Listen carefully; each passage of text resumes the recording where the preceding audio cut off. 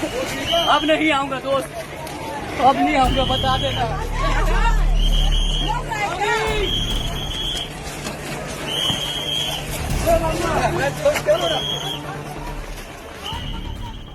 ઉનાળાની રજાઓ જાહેર થતાં જ મોટી સંખ્યામાં પરપ્રાંતીય લોકો દ્વારા વતનની વાટ પકડવામાં આવી છે. તો હવે સુરતના ઉધના રેલવે સ્ટેશન પર 8,000થી વધારે મુસાફરો ઉમટી પડતા ભારે અફરાતફરી મચી ગઈ છે. આ ઉધના રેલવે સ્ટેશને હજારો લોકો મોડી રાતથી જ લાઇનમાં ઊભા રહી ટ્રેન પકડવાની રાહ જોઈ રહ્યા છે, જેના કારણે સ્ટેશન પર યુદ્ધ જેવા દ્રશ્યો સર્જાયા હતા. આ ઉપરાંત માત્ર 2 ટ્રેન હોવાથી ભીડ બેકાબુ બનતા પોલીસે હળવો લાઠીચાર્જ પણ કરવાની જરૂર પડી હતી. તો આવો જાણીએ સમાચાર વિસ્તારથી. નમસ્કાર, જમાવટ સાથે હું છું પાર્થ.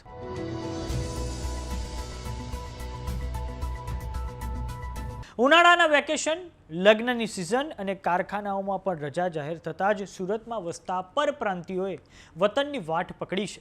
હીરા અને ટેક્સટાઇલ નગરી સુરતમાં ઉનાળાના વેકેશનની શરૂઆત થતાં જ વતન તરફ જનારા પરપ્રાંતિયોના ઘોડાપૂર ઉમટી પડ્યા છે.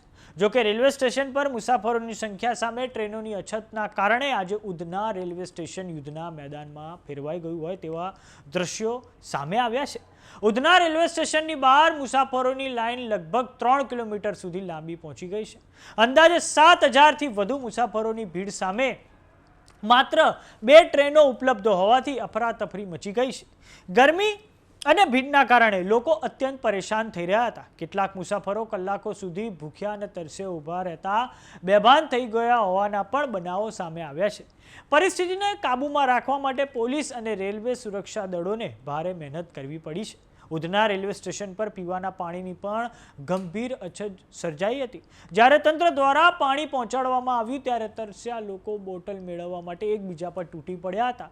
આ દરમિયાન અનેક હૃદયદ્રાવક દ્રશ્યો પણ સામે આવ્યા છે. એક યુવક પોતાની પત્નીની અસ્થિઓ લઈને કલાકો સુધી ટ્રેનમાં ચડવા માટે સંઘર્ષ કરતો રહ્યો હતો, જે દ્રશ્યોએ પણ હાજર લોકોને ભાવુક બનાવી દીધા હતા. આવી પરિસ્થિતિએ મુસાફરોની મુશ્કેલીઓ વધુ વધારી દીધી છે. ગરમીની વચ્ચે નાના બાળકો, મહિલાઓ અને વૃદ્ધો સાથે લોકો 10થી 12 કલાક કરતાં વધુ સમય સુધી રાહ જોતા હતા. વેકેશન દરમિયાન મુસાફરોની સંખ્યા ખૂબ જ વધી ગઈ છે, પરંતુ તેના મુકાબલે ટ્રેનોની સંખ્યા પૂરતી જ નથી, જેના કારણે દરેક ટ્રેનમાં અતિશય ભીડ જોવા મળી છે. 100 મુસાફરોની ક્ષમતા ધરાવતા ડબ્બામાં અંદાજે 400થી 500 લોકો સુધી તે અંદર ઘૂસી ગયા હતા. ઘણા મુસાફરોને તો ટ્રેનમાં ટોયલેટ પાસે અથવા તો દરવાજા પાસે ઊભા રહીને મુસાફરી કરવાની ફરજ પડી છે. આ ઉપરાંત અસહ્ય ગરમી અને ગુંગળામણને કારણે લાઇનમાં ઊભેલા 2 મુસાફરો તો બેભાન થઈ ગયા હતા.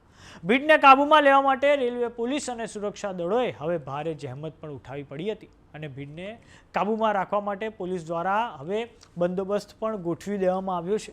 સ્ટેશન પર વિશાળ પોલીસ કાફલો તૈનાત કરવામાં આવ્યો છે, જેથી કોઈ અનિચ્છનીય બનાવ ન બને. ઉપરાંત ટિકિટ વગર મુસાફરી કરતા લોકોને રોકવા માટે ટિકિટ ચેકિંગ સ્ટાફની પણ મોટી ટીમ હવે કાર્યરત કરવામાં આવી છે. તો આવો નજર કરીએ દ્રશ્યો પર જે ઉધનાથી સામે આવ્યા છે.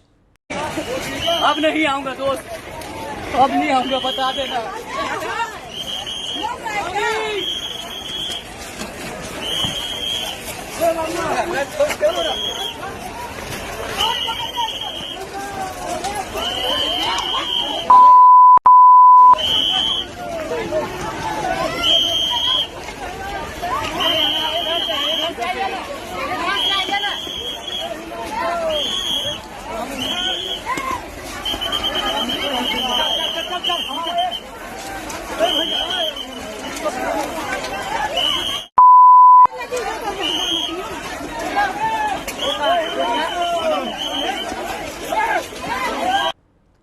દિવાળી હોય, હોળી હોય કે છઠ પૂજા અને ઉનાળાનું વેકેશન દરમિયાન દર વર્ષે આવી સ્થિતિ સુરતમાં સર્જાય છે. સુરતમાં ઉત્તર પ્રદેશ અને બિહારના અંદાજે 20 લાખથી વધુ લોકો સ્થાયી વસવાટ કરે છે, જેના કારણે તહેવારો અને વેકેશનમાં મોટી સંખ્યામાં લોકો વતન જવા નીકળે છે.